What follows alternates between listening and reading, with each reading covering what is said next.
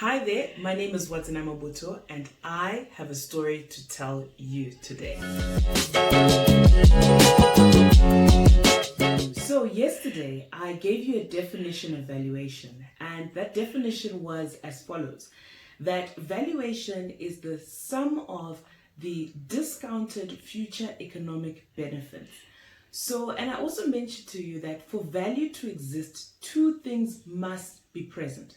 There has to be a tomorrow, and there have to be future economic benefits for that item that you are thinking to buy.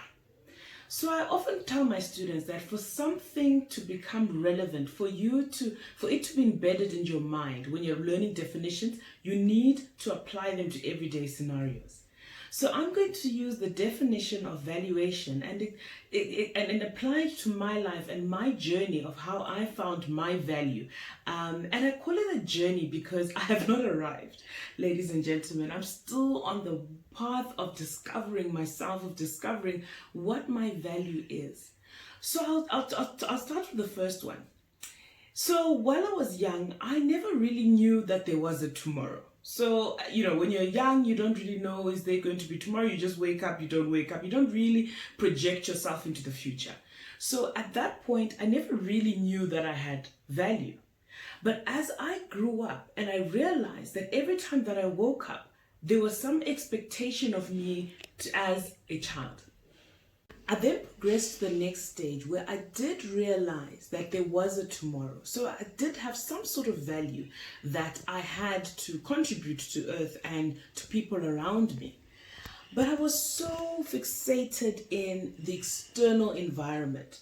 For as long as I know, ladies and gentlemen, I've always been on the right side of the normal distribution curve when it comes to my weight. So I've always been the bigger child. I've always been the bigger person. I've always been the bigger person in the room. And as you know, growing up, people say things, people don't say things based on how you look. So for a very long time in my life, I was very dependent on how people perceived me in order for me to believe that I had value to add.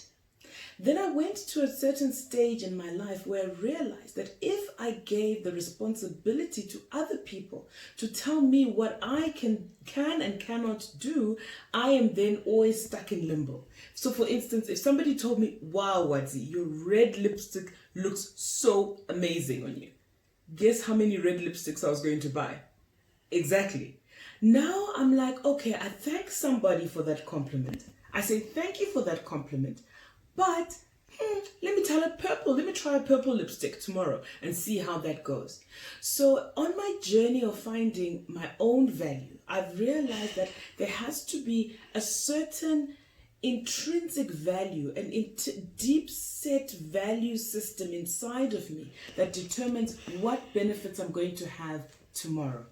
So ladies and gentlemen, as I round off, life is a journey.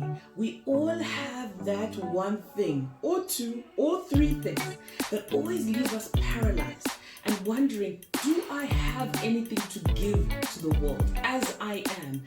I'm not perfect. I don't look like that person that I see on television or on the magazine. I don't look like that. I'm here to tell you, my friend, that as you are, as you walk, as you step, as you take the next step in life, you have a purpose.